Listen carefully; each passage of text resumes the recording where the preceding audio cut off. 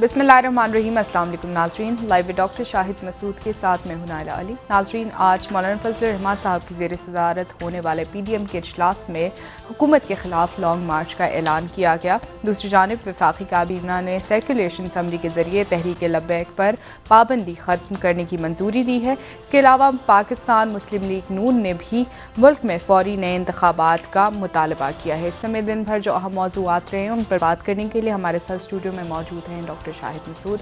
अस्सलाम वालेकुम डॉक्टर साहब। वालेकुम जी, आपको भी लगे।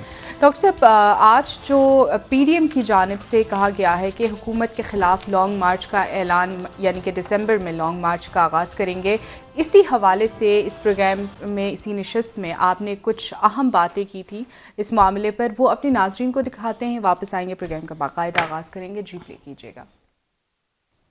PDM इस्लामाबाद की तरफ लॉन्ग मार्च का प्लान कर रही है आने वाले दिनों में।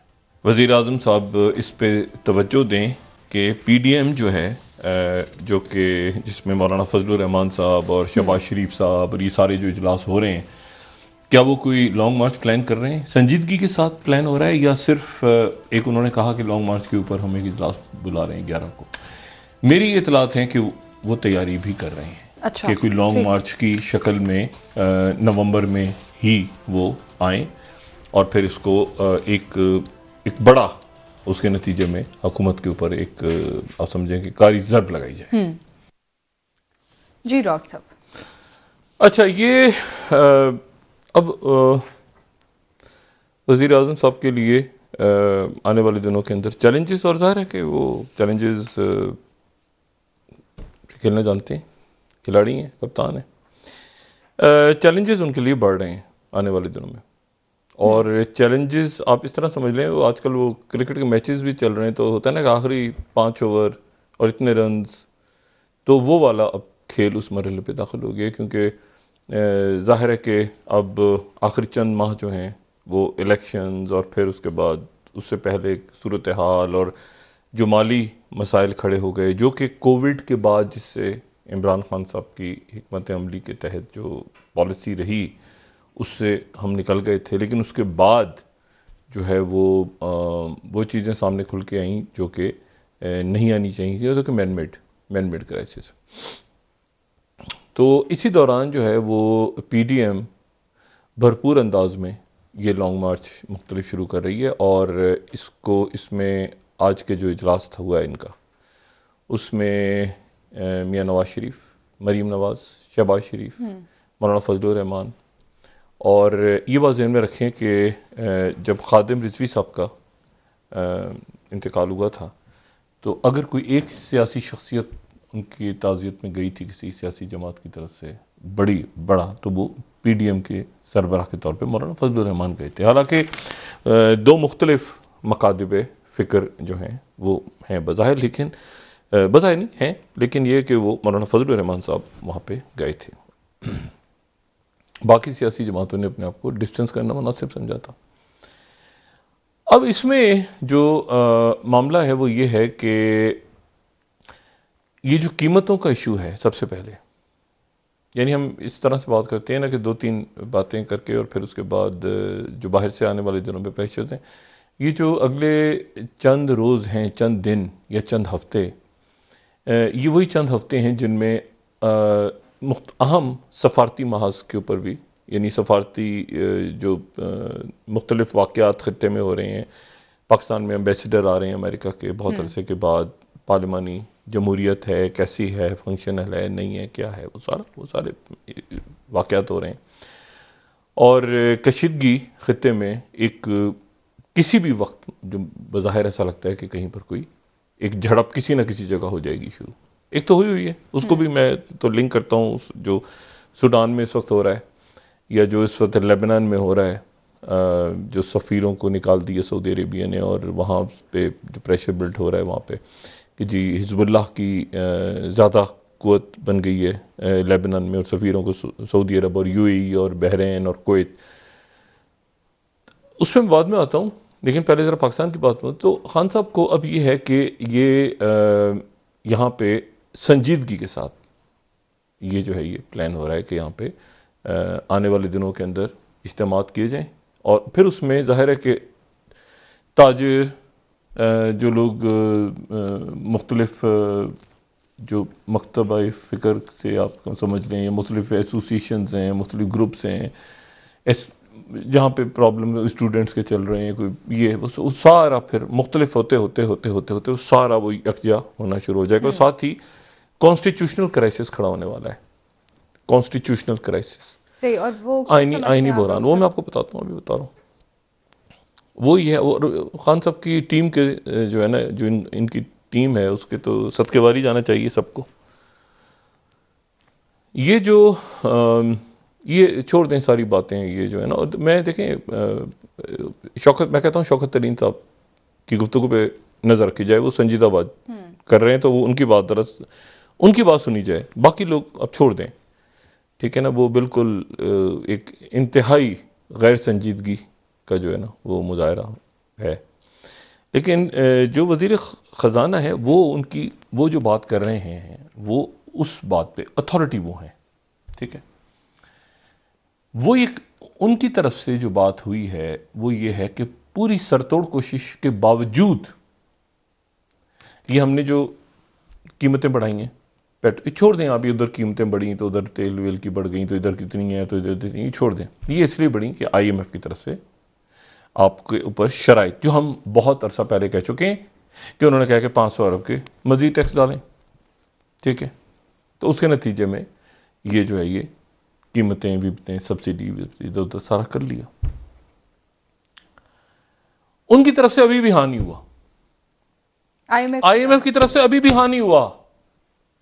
अभी भी उनके एलामिये में ये नहीं, अभी उनका कोई बोर्ड का इजलास होगा अगले महीने जी, और उसमें वो तय करेंगे कि जो है वो पाकिस्तान को, अभी भी खुश नहीं है वो, अभी मामला नहीं हल हुआ, बल्कि उनकी आम शरायतें भी रहती हैं।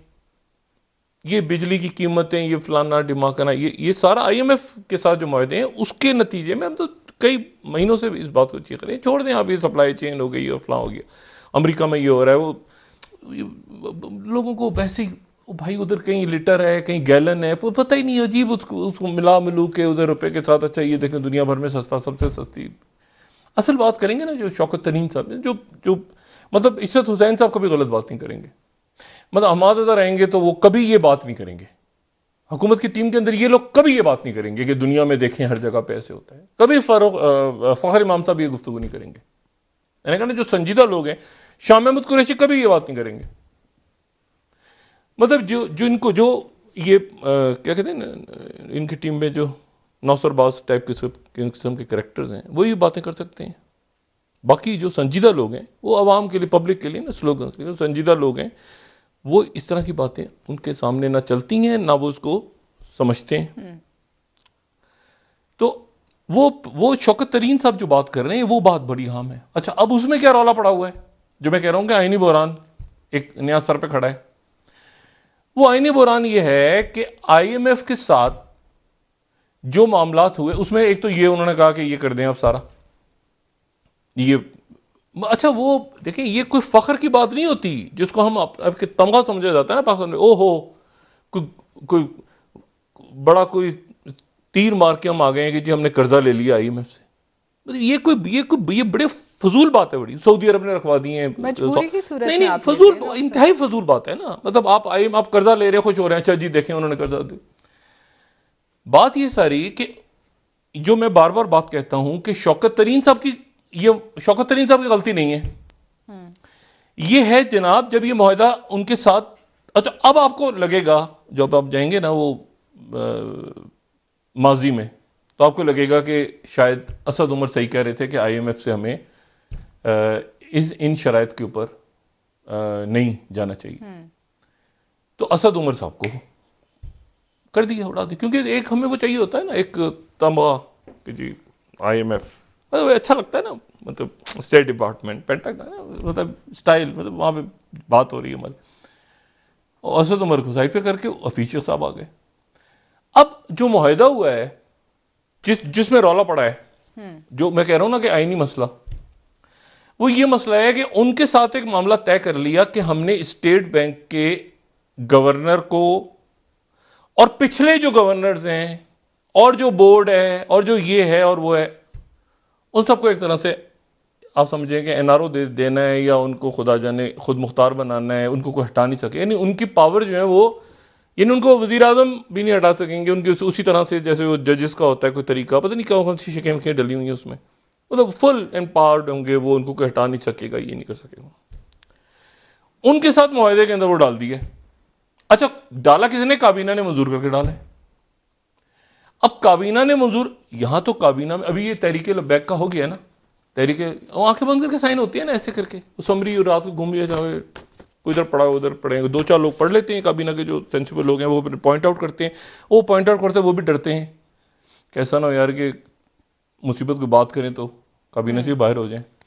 लेकिन मसला ये है कि एक समरी मूव हो गई और काबीना ने उस पर साइन कर दिए, वो काबीना में जो साइन कर दिए काबीना ने, वो डील हो गया, वो मुआहदा हो गया आईएमएफ के साथ। अब आईएमएफ वाले आए हैं यहां पे, फाइनल जो उनकी बात चल रही है, शौकत तरीन साहब अब इसकी वजाहत फरमा दें, कोई हुकूमत की शख्सियत तो मुनासिब होगा, हम भी जरा क्लियर हो जाएं। हमारी इतलात है कि आईएमएफ वाले कह रहे हैं कि जी ये जो आपने सारा किया था इसको करें, तो ये पता चला है कि अब वजारत कानून ये कह रही है कि ये तो आइन के तहत ये तो नहीं मंजूरी काबीना ने की है, ये तो पार्लियामेंट में पेश होना है, इसको पार्लियामेंट से मंजूर करवाएं। यानी कि समरी सर्कुलेट हुई है लेकिन उसको पार्लियामेंट में पेश उसको होना चाहिए। अच्छा, अब आईएमएफ वाले जो सोच रहे हैं कि एक मिनट ठहर जाए जरा, ये इन्होंने काबीना ने कोई ऐसी चीज अप्रूव करके में दे दी जो असल में आइन में नहीं है, वो आइन में है ही नहीं, वो हो ही नहीं सकता। यानी अगर हमने स्टेट बैंक ऑफ पाकिस्तान को उनके गवर्नर को वाइसराय बनाना ही है पाकिस्तान का, तो वाइसराय बनाने के लिए मैं आइन में कोई तब्दीलियां करनी होंगी कि इनको कोई छू नहीं सकता, इनसे पिछड़े वाले को भी नहीं छू सकता, इनके बोर्ड्स को भी कोई नहीं छू सकता, इनको कोई हाथ, जैसे वो नेब के चेयरमैन को कोई नहीं पकड़ सकता, कुछ कोई इस तरह का कोई मामला जो है वो उनके साथ शर्त डालकर आ गए। अब शौकत तरीन साहब जो हैं वो मतलब वो यही तो कह रहे हैं कि हमारे पिछली, वो जो बात बार बार शौकत तरीन साहब कह रहे हैं ना कि पिछली हुकूमतें, पिछले जो दौर के अंदर मुसीबतें खड़ी हो गई हैं और ये हो गया, वो खुल के बात ये है कि वो स्टेट बैंक का क्या करना है, और उसके बाद आज तक तो उनकी तरफ से वो किस रिस्क का नहीं पता चला हमें, कि कीमतें बढ़ा भी रहे हैं लेकिन उसके साथ और बढ़ानी है भी शायद, वो कह रहे हैं ना कि 180, शौकत अली साहब ने कहा ना कि 180 अगर भी सब्सिडी ना देते तो 180 तक पहुंच जाता। तो मसला ये है कि पेट्रोल जो, तो अब इश्यू इसमें यह है कि इसमें एक तो ये इशू है, दूसरा इश्यू जो है वो ये है कि ये जो शर्त है जो मैं बार बार कह रहा हूं ना कि इस आईएमएफ की शराइत में ऐसा क्या था जिनको खुफिया रखा गया, जिनको कहा गया कि ये कौमी सलामती का इशू क्या था, कि मतलब ये था कि अच्छा। फिर दूसरी बात देखें, कभी कभी ये खान साहब मुझसे ज्यादा, हम सबसे ज्यादा ज़हीन है और समझते हैं मामलात को, कभी पाकिस्तान के अंदर ना बिजली का मसला हल होगा, ना पानी का हल होगा, ना सड़कों का हल होगा, ना ब्यूरोक्रेसी का हल होगा, ना जो है वो गैस का हल होगा, जब तक आप लीकेजेस को खत्म नहीं करेंगे। लीकेजेस होते हैं ना नीचे, ऊपर से आपने वो जो मैं कहता हूं हमेशा कुएं में डाल दिया और कुत्ता पड़ा हुआ है, तो उधर से आप अरबों डालते जाएं जब तक सिस्टम। और दूसरी बात आप देखें, कोई कहीं पर किसी मुल्क में किसी भी आप चले जाएं, आप यूएई चले जाएं, छोड़ दें जमहूरियत है जमहूरियत नहीं है, आप बरतानिया चले जाएं, आप फ्रांस चले जाएं, आप अमेरिका चले जाएं, आप किसी, तो वहां का एक सिस्टम होगा, एक सिस्टम है, और वो सिस्टम जब चेंज होगा तो उस चेंज होते हुए सिस्टम के ऊपर बहुत ज्यादा सोच विचार होगा कि यार एक मिनट ठहर जाओ। मिसाल के तौर पे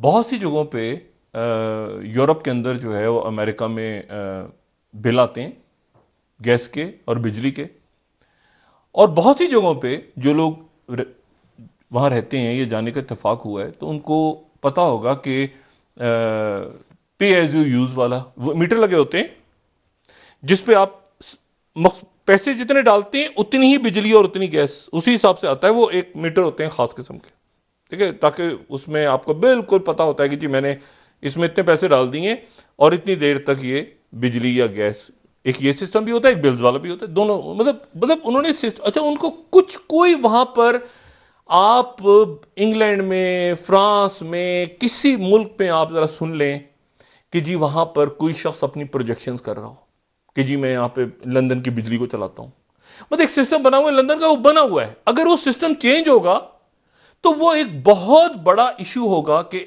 मतलब यूई के अंदर वो अभी वो जो टैक्स वगैरह उन्होंने रोड्स पे लगाने थे 2-3 साल पहले, तो बड़ा एक इशू था कि इसको लगाना है, कैसे लगाना है, लोग कैसे देंगे।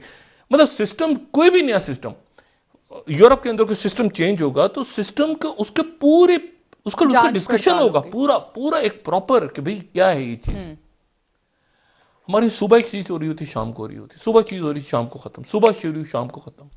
काला पैसा बाहर ले गए हो, अच्छा चोरी का पैसा वापस, यानी लूटी दौलत बाहर है, पहले तो है, फिर पता चला नहीं है, फिर जितनी है वापस ले आओ तो वो इतने रस्से में लाके उस कंस्ट्रक्शन में लगा दोगे तो वो वाइट हो जाएगी।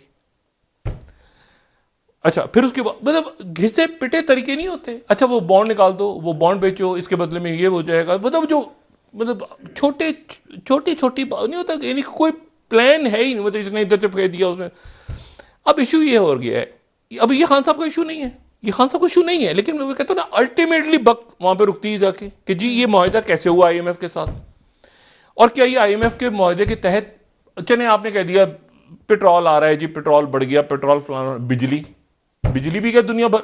देखिए बात वो करें क्योंकि उसकी वजह ये होती है कि फिर वो लोग कहते हैं, बात अजीब से लगती है, लोग कहते हैं यार झूठ है, ये सारा झूठ, सब झूठ बोल रहे हैं, मतलब लोगों का इतबार खत्म हो जाता है, ठीक है, मतलब ये झूठ बोल रहे हैं। अच्छा और फिर वो लोग उसको उस बात को सीरियस ही नहीं लेते, ठीक है। तो अभी सिचुएशन हो गई है कि लोग उसको सीरियस, मतलब है कि मतलब ये जो इशू है ये कितना सिंपल इशू है कि जिसको शौकत तरीन साहब कह रहे हैं, सादा इशू है, लोग उसको बाय कर रहे हैं कि अच्छा जी आईएमएफ की तरफ से दबाव है, लेकिन इसका फिर सॉल्यूशन क्या है। कभी ना कभी पाकिस्तान में खान साहब, मुझे नहीं पता कि खान साहब चाहते हैं या नहीं चाहते या क्या उनके जहन में, कभी ना कभी आपको पाकिस्तान में लीकेजेस खत्म करनी होंगी, कभी ना कभी आपको पाकिस्तान में करप्शन और खत्म करनी होगी, कभी ना कभी आपने गवर्नमेंट का साइज कम करना होगा। गवर्नमेंट का साइज कम करने से मेरी मुराद यह सिर्फ नहीं है कि आप वजीरों या मुशीरों या उनका साइज कम कर लें। हर रोज एक नई गवर्नमेंट, सुबह शाम एक गवर्नमेंट बनती है, मतलब एक नया कमीशन, एक अब हमारे भाई हैं उस्मान डार, मुझे नहीं पता कामयाब पाकिस्तान, कामयाब नौजवान, कामयाब पाकिस्तान, एक कंस्ट्रक्शन का कमीशन, एक कमीशन गन्ने का, एक खाद का, एक किसानों का, एक उसका, एक उसका। अच्छा ये सारे जो है ना, ये इनमें से कोई वजीर या मुशीर नहीं है, मगर जब इनके इजलास होते हैं सारे इस्लामाबाद फ्लाई करते हैं, ये सारे इस्लामाबाद आते हैं जहाज़ों में, होटल, सरकारी मेहमान होटल्स में ठहरते हैं, रहते हैं, सरकार का बिल जाता है। मतलब है कि ये वो चीज़ आप मतलब आप छोड़ दें इस बात को कि 10 लाख बच्चों को स्कॉलरशिप मिल रही है, 10 लाख, ये मैंने कहा ना, ये जो भी बताता है आइडिया ना खान साहब को, और खान साहब उससे कन्विंस होते हैं या खुदा कि हमने 10 लाख, अब 10 लाख कह दिया आपने, मसला ये है कि उस 10 लाख बच्चे को आप ना दें स्कॉलरशिप्स, आप उन बच्चों को कहें कि बच्चों कल से आपको जो है ना वो आपके एक एक महीने की फीस हम दे रहे हैं, सब बच्चों के एक एक महीने की फीस हम दे रहे हैं। ऐसी चीज जो लोग सोचते रह जाएंगे यार 10 लाख स्कॉलरशिप्स हैं, 50 लाख पता नहीं क्या हैं, 1 अरब कुछ चीजें हैं, कोई मतलब, और वो फांसी कहां चीज हुई जाके, ये टमाटर, आलू, चीनी। मैं आपको अजीबा बताऊं, एक अजीबो गरीब बात, आपने देखे वो चीनी शुगर के सेचेस होते हैं, वो आप उसमें जाएं, अगर होटल्स में जाएं, रेस्टोरेंट्स में, जो जरा बेहतर किस्म के, तो सचेस पड़े होते हैं वहाँ पे, तो वो दरमियान में एक उन्होंने पॉट सा रखा होता है और सचेस रखे हैं उसमें, और उसमें ये होता है कि कभी कभी वो सॉल्ट भी होता है उसमें और शुगर और ये सारा, वो होटलों में से वो टेबल्स पे रखना छोड़ दिए होटल वालों ने। ये मैं आपको 5 स्टार होटल्स की बात बता रहा हूँ क्योंकि वहाँ से पता ही चल रहा है कि लोग जा रहे हैं और जाके वो चीनी के जो साचेस हैं उठा उठा के जेबों में डाल के चोरी करनी शुरू कर दी। तो अब तरीका ये निकाला कई होटल्स ने कि वो चाय सर्व करते हैं तो उसके साथ ही एक साचे रखा होता है कि इतनी चीनी होगी। लोगों ने चीनी उठानी शुरू कर दी, अच्छे खासे सफेद पोश लोगों ने, उनके बच्चों ने, कि बच्चों को होता है ना, बच्चे जरा चीनी डाल ले लो घर में, तो अच्छा। तो अब इशू ये है कि ये सूरत हाल डेवलप हो गई। तो पहले तो ये 2-3 क्राइसिस से निपटे कि इसके बाद क्या करना है। ये 120 अरब रुपए का पैकेज तो हवा में तहलील हो गया। इसकी जो मुद्दत थी, शेल्फ लाइफ थी इसकी, वो मेरे ख्याल से 24 घंटों से भी कम थी। अब आ गया सवाल कि अब इसके बाद नेक्स्ट क्या। खान साहब जब तक ड्राइविंग सीट पे हैं और जब तक गवर्नमेंट में है वो फुल पावर में है, और फुल पावर को वो इंजॉय भी कर रहे हैं, यूज भी कर रहे हैं और कर सकते हैं। ठीक है। और वो हर तरह से इन तमाम इश्यूज को अब भी रिजॉल्व करने की अहलियत और सलाहियत रखते हैं। मैंने कहा ना, क्रिकेट में आपको ये चीज देखें, दो चीजें होती हैं। एक तो क्रिकेट में होता है कि आपकी वो आप स्ट्रेस के अंदर खेल रहे होते हैं आखिर में, एक तो स्ट्रेस में खेल रहे होते हैं आप आखिर में, और आपको आदत पड़ती है कि जी इतने कम ओवर हैं और इतने रन्स बनाने हैं या हमने विकेट लेनी है, तो एक वो खान साहब उस प्रेशर में वो ज्यादा अच्छी परफॉर्मेंस होती है अक्सर। और दूसरा यह है कि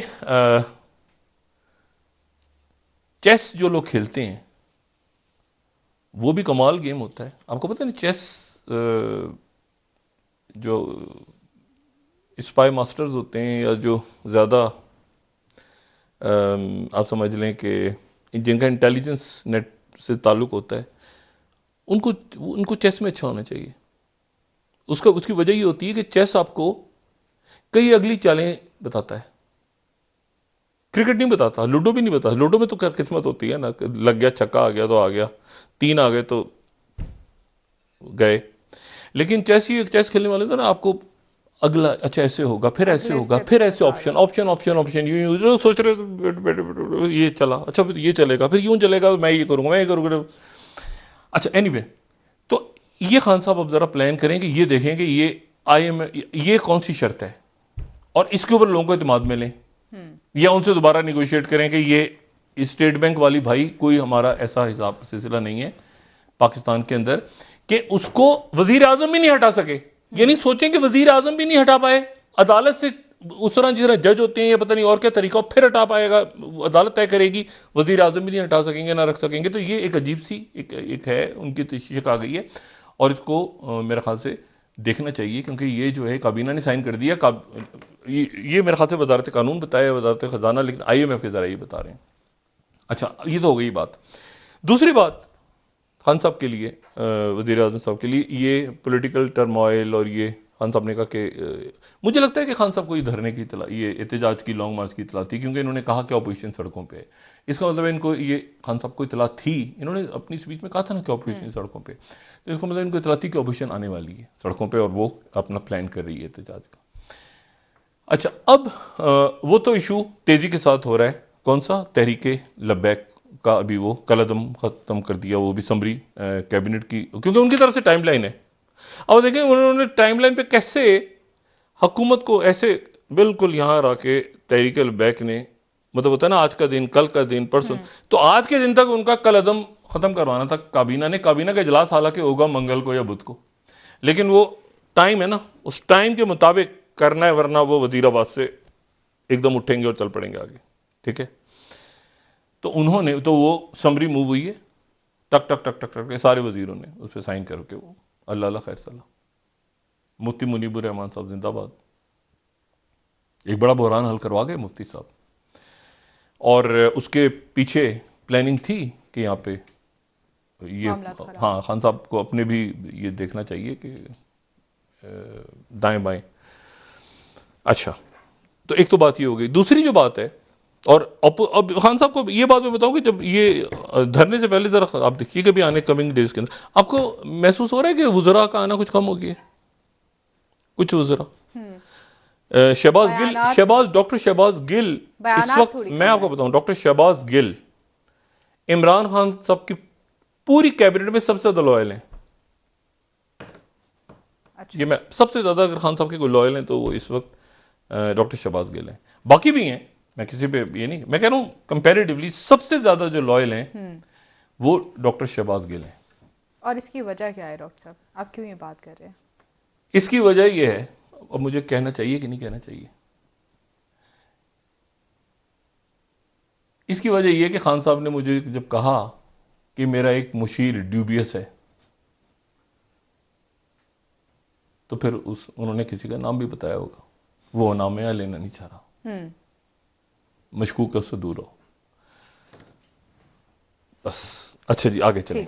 सही, ठीक है डॉक्टर साहब। अच्छा। नून लीग की जानिब से भी इस्तीफे का मुतालबा किया है और इंतखाबात इस्तीफे से कैसे लेकिन अब चूंकि पीडीएम मुतालबे से इस्तीफा कैसे देंगे और इस्तीफे के नतीजे में महंगाई कैसे कम होगी? ये तहरीक चलाने जा रही है, लॉन्ग मार्च के नतीजे में महंगाई कैसे कम होगी? अगर लॉन्ग मार्च होगा, वो कर रहे हैं लॉन्ग मार्च। नहीं, शायद मुतालबा नहीं, इस्तीफे का तो वो पहले दिन से कर रहे हैं, उसके नतीजे में महंगाई पैरेलल प्लान क्या है?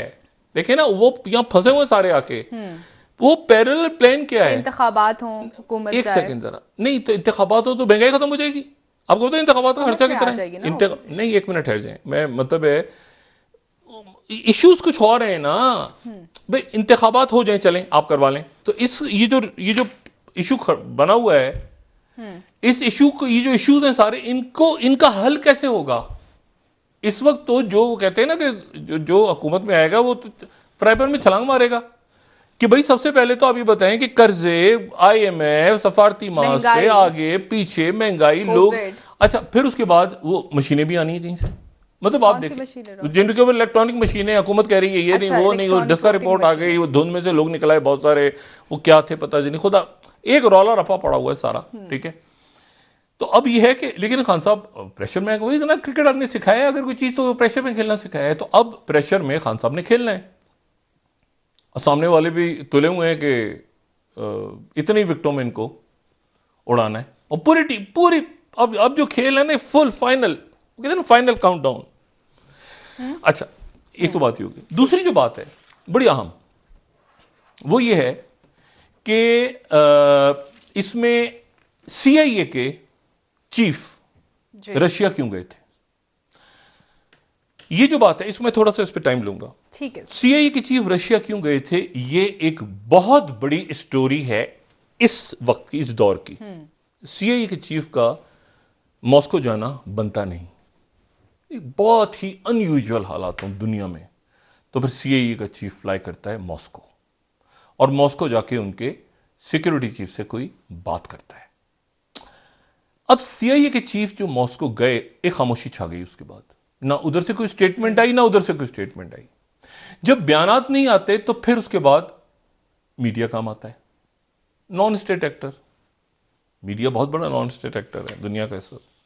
तो CNN ये स्टोरी ब्रेक कर रहा है, और अब आप देखें जरा सूरत हाल देखें कि CIA director dispatch to Moscow to warn Russia over troop buildup near Ukraine. ये हमारे सर पे, ठीक है, वॉर्न, ठीक है, खबर है CNN की। अच्छा, और इसी खबर को फिर वहां की तास जो न्यूज एजेंसी है रशिया की जी, वो तास न्यूज एजेंसी इस तरह से उठा रही है कि CIA chief visited Moscow to warn Russia, उसी को टू वॉर्न रशिया, वो आए थे हमें धमकी देने। CNN कहता है, टीवी चैनल कह रहा है उनका। ये जो तास है ना, ये बड़े मजे की बात है। ये 1904 से है। दुनिया की 3-4 जो न्यूज एजेंसीज बड़ी यानी जबरदस्त हैं, उनमें से एक तास न्यूज एजेंसी। अच्छा। ये 1904 में ये बनी थी। सही, ठीक है, रशिया में 1904। और फिर यानी आप समझ लें कि ये जिस तरह वेस्ट के अंदर या मगरबी ममालिक के अंदर हम कहते हैं रॉयटर्स, तो 1851 में रॉयटर्स है। 1851, 1851 पॉल रॉयटर्स, और ये लंदन में बनी थी। लेकिन उसके बाद कैनेडियन थॉमसन फैमिली ने खरीद लिया, तो थॉमसन राइटर के नाम से अभी, ठीक है। और फिर 1846, उससे पहले अगर हम चले जाएं तो एसोसिएटेड प्रेस, ये 3-4 जो न्यूज एजेंसीज है ना दुनिया की, एसोसिएटेड प्रेस हम चले जाएं तो इन्हीं न्यूयॉर्क में बनी थी। और फिर अगर हम फ्रांस पेरिस में आ जाएं तो एजेंसी फ्रांस पेरिस जो AFP है, ये सबसे पुरानी है दुनिया की। ये दुनिया की सबसे पुरानी न्यूज एजेंसी है, और ये जो है ये मेरे ख्याल से 1830 या 1829 में बनी थी। एनीवे, तो तास ने उसी खबर को पिक किया है। अच्छा, अब यहां पर जो असल बात है वो क्या है, वो ये है कि वो वॉर्न करने के लिए आए CIA के डायरेक्टर कि आप यूक्रेन के अंदर मतलब यूक्रेन जो है वो बहुत ज्यादा हसास बन गया इस वक्त, कि यूक्रेन से आप जरा दूर रहें। अच्छा, ये मैं आपको सिर्फ ये बताऊं बात एक कि जो प्रेसिडेंट प्यूटिन है वो क्रीमिया में मौजूद हैं। वो क्रीमिया के नेशनलिटी आया। क्रीमिया कौन सा? जो यूक्रेन से उन्होंने लिया था। और ये एक रुथलेस गेम है ब्लैक सी का। ये जो है ना, ये जो पूरा इलाका है, यहां पर मैंने आपको बताया ना, यहां टर्की के थ्रू वो शिप्स इस वक्त पहुंची हुई हैं और वो वार्न करने के लिए सीआईए के डायरेक्टर हैं। ये बड़ी पुरानी हिस्ट्री है। मैं 2-4 मिनट मिल जाए तो मैं इसको चीज को क्लोज करूं, क्योंकि अचानक मेरे जहन में एक और सब्जेक्ट आ रहा है जो उसको मैं जल्दी से जरा बताऊं। तो बैकग्राउंड आपको बताऊं कि कितना लीथल और कितना खतरनाक है, और ये पाकिस्तान से किस तरह रिलेटेड है। क्योंकि वजह यह है कि सोवियत यूनियन से जो रियासतें अलग हुई, सर ब्रेक एक रियासत ऐसी है जो मगरिब के साथ है, और एक यानी वेस्टर्न कंट्रीज के साथ है, और एक रियासत ऐसी है जो रशिया के साथ है। और हम वैसे तो लेकिन हम जब एंटर होते हैं ब्लैक सी या उस एरिया में, तो हमारा झुकाव जो है वो उस तरफ हो जाता है जहां पे वेस्ट है। यानी मिसाल के तौर पे हम आजरबाईजान के साथ हैं, रशिया आर्मीनिया के साथ है। ठीक है, मतलब हम टर्की के साथ हैं। टर्की यूक्रेन को मानता है, ठीक है, क्रीमिया को नहीं मानता। हम भी यूक्रेन को मानते हैं, हम भी क्रीमिया को नहीं मानते। और इसीलिए ये 2-3 इश्यूज ऐसे हैं जो हमारे और रशिया के दरमियान डिप्लोमेटिक लेवल, जैसे टर्की और जैसे इवन चाइना और रशिया के, हर मुल्क के कोई मफादात मिलते हैं, कोई मफादात नहीं मिलते। ठीक है, कई चीजें ऐसी हैं जो ईरान आजरबाईजान भाई हैं बिल्कुल, कुछ जगहों पे वो तारीख पीछा। तो कुछ ऐसे इश्यूज हैं जिसकी वजह से फिर हमें ये नजर आता है कि अच्छा ये वो जो आपको समझ में आता है कि अच्छा ये सेंट्रल एशिया के मुल्कों में से क्यों ऐसे हो रहा है, ऐसे हो रहा है। और 10 तारीख को एनएसए की जो मीटिंग हो रही है उसमें रशिया के एनएसए क्यों आ रहे हैं, चाइना के नहीं आ रहे हैं, जो इंडिया में हो रही है। ठीक है, रशिया ने ओके कर दिया, ईरान ने भी ओके कर दिया, स्तांस ने भी ओके कर दिया। अच्छा। तो हाँ वो आ रहे हैं। पाकिस्तान जा रहे हैं, पाकिस्तान नहीं जा रहा, चाइना भी नहीं जा रहा। लेकिन नहीं, मैं इसमें जो है ना, मैं आपको चले वक्फा लें तो मैं आपको बताता हूं कि इसमें अच्छा इसमें इंपैक्ट अब क्या होने जा रहा है पाकिस्तान पे और पाकिस्तान की सियासत पे। क्योंकि पाकिस्तान की जो सियासत है वो हमेशा खित्ते का जो बैलेंसिंग पावर्स है ना, कि कैसे डील करना है, कैसे बैलेंस रखना है। खान साहब का अपना झुकाव, अपना जो जहन खान साहब का बिल्कुल न्यूट्रल है। उनकी जो काबीना है उसका झुकाव मगरिब की तरफ है, मगरिब की तरफ है, सारे उधर ही है ना। ठीक है ना, और मुकम्मल तौर पे उस तरफ है। तो वो जो बैलेंसिंग है ना, इसे मैं खान साहब को हमेशा इस प्रोग्राम में शुरू में कहता था, और मैं बार बार कहता रहा कि खान साहब एक जरा गवादर का दौरा, इशारे होते हैं ना, गवादर का दौरा, चाइना तो चाइना वो ठीक है, हमारा तो एज अ रियासत हमारा दोस्त है, हमारे ताल्लुकात हैं। लेकिन यह है कि वो फिर ये भी देख रहे होते हैं कि यहां पर कहते कुछ भी नहीं है, लेकिन ये कि वो देख रहे हैं कि कौन से प्रोजेक्ट्स ऊपर हैं, कौन से नीचे हैं। और पाकिस्तान अगर आईएमएफ के अंदर, देखिए आप आईएमएफ के साथ अगर फंसते चले जाते हैं तो आप पाबंद फिर आप पाबंद उनके पाबंद हो जाते हैं, तो नहीं, फिर अल्टीमेटली चाइना, मतलब ये आपको इससे फंदे से निकलना, ये फख्र की बात नहीं है कि आप गए अरब मुल्क में और वहां से कर्जा ले लिया। मतलब ये ऐसा कुछ नहीं है कि जिस, और उसको खर्च नहीं कर सकते आप, वो सिर्फ रखा है आपने ताकि उसको दिखा के आप फिर आईएमएफ के साथ निगोशिएट करेंगे, देखिए हमारे इतने ज़खायर हैं 17 अरब के। मतलब या तो ना कि उन्होंने एड दिया, नहीं, वो उन्होंने कर्ज दिया आपको कि रखो इसको, सिर्फ संभाल के डिपॉजिट के तौर पे, जब मांगे तो वापस, और इस पे इंटरेस्ट भी हम डॉक्टर साहब, नहीं इंटरेस्ट तो नहीं देंगे, मतलब ये तो ना उनके इंटरेस्ट में ना हमारे इंटरेस्ट में, कि हम इंटरेस्ट दें। लेकिन ये है कि बहरहाल मैं ये बता रहा हूँ कि ये कोई अच्छी, इससे फंदे से निकलने ये उस दिन तक नहीं होगा जिस दिन तक आप लीकेजेस खत्म नहीं करेंगे और अदारों को बेहतर नहीं बनेंगे। ठीक है सर, एक ब्रेक ले लेते हैं, नाज़रीन वापस आएंगे डॉक्टर साहब। अच्छा, वो दवाई का बड़ा इंटरेस्टिंग है, कोविड की दवाई आ गई है जो पिल के हवाले से डॉक्टर साहब कल आपने बात की है। हाँ, वो जो पिल्स आ गई हैं, 4 गोलियां सुबह, 4 गोलियां शाम। ठीक है सर, ब्रेक। नाज़रीन 8 गोलियां रोज, नाज़रीन और उसको मस्त, उसको लाजमन बनाने जा रहे हैं क्या? ये कल इनसे बात करें। नाज़रीन एक ब्रेक।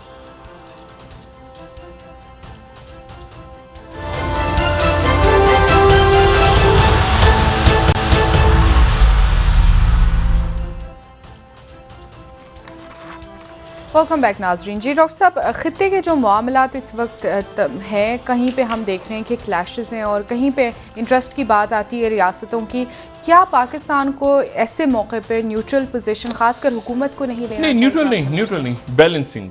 न्यूट्रल तो आप हो नहीं सकते ना आज की दुनिया में। न्यूट्रल तो फिर आप बिल्कुल ही साइड पे खड़े हो जाते हैं। आप न्यूट्रल तो आप हो नहीं, आप बैलेंसिंग और इंटेलिजेंट डिसीजंस, क्योंकि ये जो हो रहा है, जो भी इस वक्त पूरी दुनिया में, उसमें आज की जो पॉलिसी, आज जो मोदी सरकार पॉलिसी लेगी, वो पॉलिसीज अगले 50 साल, ठीक है। जो आज बाइडेन की पॉलिसी होगी वो अगले 50 साल, मतलब जो आज पुतिन फैसला करेंगे वो, मतलब ये तवील मुद्दत के फैसले हैं। जो प्रीमियर चीफ फैसला करेंगे आज वो भी, तो मतलब ये इंपॉर्टेंट दिन चल रहे हैं। एक छोटी सी खबर ने, मैं अभी इस पे आता हूँ, ये जो टैबलेट्स हैं लेवगिवेरियो और पैक्सिलोविड, ये फाइजर और मर्क वालों की, तो ये तो $700 का एक कोर्स 5 दिन का है। $700 का एक कोर्स। अच्छा, इसमें बाद में मैं एक पहले बात बता दूंगा, थोड़ा सा टाइम हो। वो ये कि देखें, सीआईए के डायरेक्टर ने बात की आके, अच्छा यूक्रेन का जो मीडिया है, मैंने कहा यूक्रेन का मीडिया इसको किस तरह से बता रहा है, तो उसके बाद ये 5वीं स्लाइड है, मेन टॉपिक उन्होंने भी इसी तरह से बताया है कि main topic of CIA director visit to Moscow was situation around Ukraine, CNN, उन्होंने भी सीएनएन को उन्होंने कोट कर दिया। अच्छा, इसमें जो इंपॉर्टेंट बात है, और ये जो 10वीं स्लाइड है, Putin marks Russia's unity day in Crimea, Russia Ukraine protest कर रहा है, ठीक है। और यूरो न्यूज कह रहा है कि वहां पे उन्होंने कहा है कि Crimea for ever a part of Russia says Putin. अच्छा, और मैंने आपसे कहा ना कि टर्की की पोजीशन भी बड़ी क्लियर है। जो 12वीं स्लाइड है, थोड़े दिन पहले अर्दोगन ने क्या कहा था, अर्दोगन कह रहे हैं कि Zelensky, Turkey will not recognize Crimea's annexation. Turkey नहीं मानता क्रीमिया को, टर्की मानता है यूक्रेन को। जी सर। और हम भी यूक्रेन के साथ हैं, लेकिन हम जरा यानी हमने पॉलिसीज अपनी अभी यानी हमने क्रीमिया के खिलाफ कोई, क्रीमिया के फेवर में कोई हमने बात नहीं की, हम इस पर खामोश हैं, कुछ चीज़ों में हम खामोशी इख्तियार की हमने।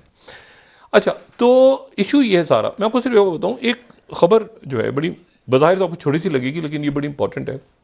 गार्डियन की खबर ये है कि कुछ रोज़ पहले ये हुआ था कि एक शख्स की लाश मिली बर्लिन में, जो रशियन एम्बेसी है उसके पास से एक लाश मिली।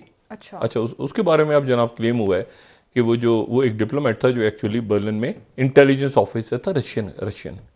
अच्छा, और ये जो है एफएसबी का ऑफिसर था। एक गुमनाम सी लाश थी, उसको उन्होंने, छोटी सी खबर लगी थी, लेकिन अब वो कह रहे हैं कि एफएसबी का, और वो जो था वो उनका जो सेकंड सर्विस एफएसबी का एक सेक्शन, एफएसबी जो है ये उनकी इंटेलिजेंस सर्विस रशिया की, ये क्लेम कर रहा है वेस्टर्न मीडिया। तो मैं गार्डियन को चलिए, तो गार्डियन के हवाले से वो कह रहे हैं कि ये सेकंड सर्विस का ये मेंबर था, उसके डिप्टी डायरेक्टर का बेटा। और ये इसके बारे में कह रहे हैं वो सेकंड सर्विस वो है एफएसबी की, जो एफएसबी वो है जो केजीबी की जगह आई है। तो ये वो है जो बाहर, दुनिया के बाहर जो असैसिनेशंस, रशिया कहता है कि ऐसा कोई हमारे विंग नहीं है, अमेरिका कहता है और वेस्ट कहता है कि इनका एक विंग है जो बाहर असैसिनेशन करता है, यानी दुनिया से, यानी रशिया से बाहर जो एंटी स्टेट फैक्टर्स हैं रशिया के, उनको मारता है। तो 12 इस डिप्लोमेट का उन्होंने नाम दे दिया। अच्छा, ये मैं आपको बताऊं, ये इतना सेंसिटिव इशू है कि ये हम सबको ये बात ध्यान में रखनी चाहिए कि ये एफएसबी का नाम हम यूज नहीं करते। एफएसबी जो है दुनिया की चंद बेहतरीन इंटेलिजेंस एजेंसीज में से एक है, क्योंकि एफएसबी वो है जिसने जगह ली थी केजीबी की। अच्छा, ये इस तरह से हुआ था कि सोवियत यूनियन टूट गया। सोवियत यूनियन टूटने के जो आखिरी दिन थे, एक अभी जैसे सूडान में हुआ है ना, बगावत नाकाम हो गई। अगर कोई सबसे खौफनाक बगावत दुनिया में नाकाम हुई तो वो, उसको हम कहते हैं अगस्त कू, और वो बगावत थी जो रशिया में हो गई। अच्छा, और रशिया में वो बगावत जो है वो हुई, उसकी जो डेट है वो गालिबन है 21 जुलाई 1991। और हुआ ये 21 जुलाई 1991 को कि वहां पे ये बगावत हुई, और बगावत हो गई गोर्बाचोव के अगेंस्ट। और ये वो दिन है जब गोर्बाचोव, जाहिर है कि सोवियत यूनियन अफगानिस्तान में शिकस्त खा चुका है और इनके बड़े प्रॉब्लम्स वहां पे चल रहे हैं। गोर्बाचोव जो हैं, उनके बारे में शुरू से वहां की जो केजीबी है, केजीबी को शकूक थे कि ये गोर्बाचोव, और ख़ासतौर पे ज़ाहिर जब जंग हार गए तो उसके बाद एक और मजीद वहाँ पे उनके खिलाफ ग्लाज़नॉट और बेरेस्टोते का एक प्रोजेक्ट थे उनके। तो वो कहते थे कि ये जो है, जिसमें आज़ादी दे रहे हैं, एक दिन रशिया और सोवियत यूनियन टूट जाएगा कई हिस्सों में, ये खुद मुख्तारी दे रहे हैं मुख्तलिफ रियासतों को, हकूक, ये बात कर रहे हैं, ये बात करें। तो जैसे ही ये मामला हुआ तो ये अगस्त को हो गई। अच्छा, केजीबी ने कू की, और केजीबी ने सारा, केजीबी के जो उस वक्त हेड थे, इसको अगस्त कू कहते हैं। सही। केजीबी के जो हेड थे खुर्शोव करके, ठीक है ना, इसी तरह से मैं उसको पढ़ रहा हूँ, माजरत अगर नाम गलत हो, केजीबी के चेयरमैन। तो इन्होंने, इनकी 2007 में डेथ हुई। अच्छा, तो इन्होंने बगावत की, और किस तरह से बगावत की कि इनके साथ नायब सदर रशिया के, सोवियत यूनियन के, वजीर दाखिला, वजीर खारजा, सारी कैबिनेट, वो 8 लोगों ने गोरबाचोव का तख्ता उलट दिया। अच्छा, तख्ता उल्टा गोरबाचोव का तो लोग सड़कों पे आ गए, बिल्कुल सुना, लोग सड़कों पे आ गए 3 दिन के बाद। अच्छा, गोरबाचोव को उन्होंने कहा कि अरेस्ट कर लो क्रीमिया में। गोरबाचोव क्रीमिया उस वक्त हिस्सा था सोवियत यूनियन का, तो क्रीमिया में उनको हाउस अरेस्ट कर लिया आर्मी के लोगों ने, पूरी कौम तकसीम हो गई। ये 3, अच्छा, मुजाहरे शुरू हो गए सोवियत यूनियन, बेचैनी फैली हुई थी वहां पे, कतारें लगी हुई हैं, खुराक खत्म हो गई है, 300 गुना कीमतें बढ़ गई हैं, ये जंग हार गए सोवियत यूनियन, टूट रहे रियासतें, लेत्विया निकल गया हाथ से। अच्छा, लिथुवेनिया निकल गया, लिथुवेनिया वालों ने कहा कि हम आज़ादी का ऐलान कर रहे हैं, रशिया ने अपनी फौज भेज दी, वहां मुजाहरे शुरू हो गए, वो 3 दिन बाद उनकी फौज वापस रशिया में, मतलब सोवियत यूनियन प्रॉब्लम में आ गया ना, वापस आए वो, मतलब एक मसला खड़ा हो गया, वो रियासतें अलग होना शुरू हो गई। एस्टोनिया ने ऐलान कर दिया आज़ादी का, इसने कर दिया, उसने कर दिया सारा, आर्मीनिया ने ऐलान कर दिया। तो 3 दिन के बाद ये बगावत नाकाम हो गई। अच्छा। और गोरबाचोव जो हैं वो 3 दिन के बाद वापस लैंड किए मॉस्को। सही। और मॉस्को जब वो वापस आए तो उसके साथ ही केजीबी खत्म हो गई, क्योंकि केजीबी ने बगावत की थी, तो केजीबी का नाम चेंज, और जो गोरबाचोव के खिलाफ, गोरबाचोव के हक में जो मुजाहरे हो रहे थे, उन मुजाहिरों को लीड करने वाली शख्सियत का नाम था बोरिस येल्सन, जो आगे जाके उनकी जगह फिर सदर बने, सही, रशिया के, ठीक है। तो बोरिस येल्सन, और बोरिस येल्सन जो है वो वहां के सदर बने, और बोरिस येल्सन ने फिर इसको एक नया नाम दिया, ठीक है, जो फेडरल सिक्योरिटी सर्विसेज, और फेडरल सिक्योरिटी सर्विसेज पहले फेडरल काउंटर इंटेलिजेंस सर्विसेज को नाम दिया था एफएसके, और फिर उसके बाद खुद थोड़े अरसे के बाद उन्होंने एफएसबी बना दिया, और फिर एक नौजवान को, एक बड़े स्मार्ट से नौजवान को उन्होंने एफएसबी का चेयरमैन लगा दिया। उस स्मार्ट से नौजवान का नाम था व्लादिमीर पुतिन। ठीक है। अच्छा, तो प्यूटिन की अब देखिए किस कदर इंटरेस्टिंग हिस्ट्री है कि प्यूटिन जो है वो एफएसबी केजीबी में रहे। हाँ। वहां पे जब दीवार गिरी, उसके बाद केजीबी से जब एफएसबी बनी तो एफएसबी के चेयरमैन हुए, फिर उसके बाद प्रेसिडेंट, प्राइम मिनिस्टर। तो प्यूटिन जो है वो एक पावरफुल पर्सनैलिटी, मतलब एक एक चीज जो है ना ऐसे बिल्कुल उनकी, अगर आप सोचिए कि दुनिया में कौन से लोग हैं जिनकी पूरी पॉलिटिक्स में कहूंगा, एक बाइडेन इतने अरसे से, और एक प्यूटिन, बिल्कुल आमने सामने, बिल्कुल ग्रिप वर्ल्ड पॉलिटिक्स पे, जियो पॉलिटिक्स पे।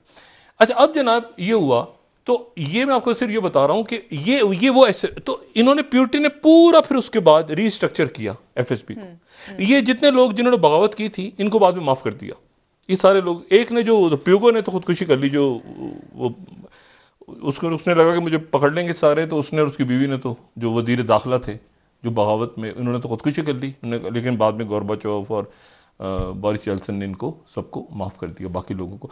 2007 में ही केजीबी के जो चेयरमैन थे उनका इंतकाल हो गया। अच्छा। और 2007 में ही बोरिस येल्सन का भी हो गया। लेकिन गोरबाचोव अभी भी जिंदा है, गोरबाचोव जिंदा है।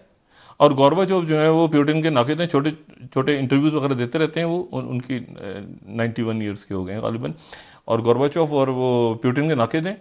और लेकिन वो साथ ही कहते हैं कि बाइडेन, अमेरिका और रशिया के ताल्लुकात अच्छे होने चाहिए, क्योंकि उनके दौर में ये सारा हुआ था ना, मतलब कोल्ड वॉर खत्म हुई थी सारा। एनीवे, कमिंग बैक, अब आप आ जाएं इस मामले पे कि यहां से सीआईए के डायरेक्टर ने जाके ये बात की है, वॉर्न किया है, और प्यूटिन के लिए, प्यूटिन क्रीमिया में बैठे हैं उस वक्त, क्रीमिया की, यानी प्यूटिन ने मिलना मुनासिब, प्यूटिन को पता है ना कि क्यों आ रहा है सीआईए का चीफ।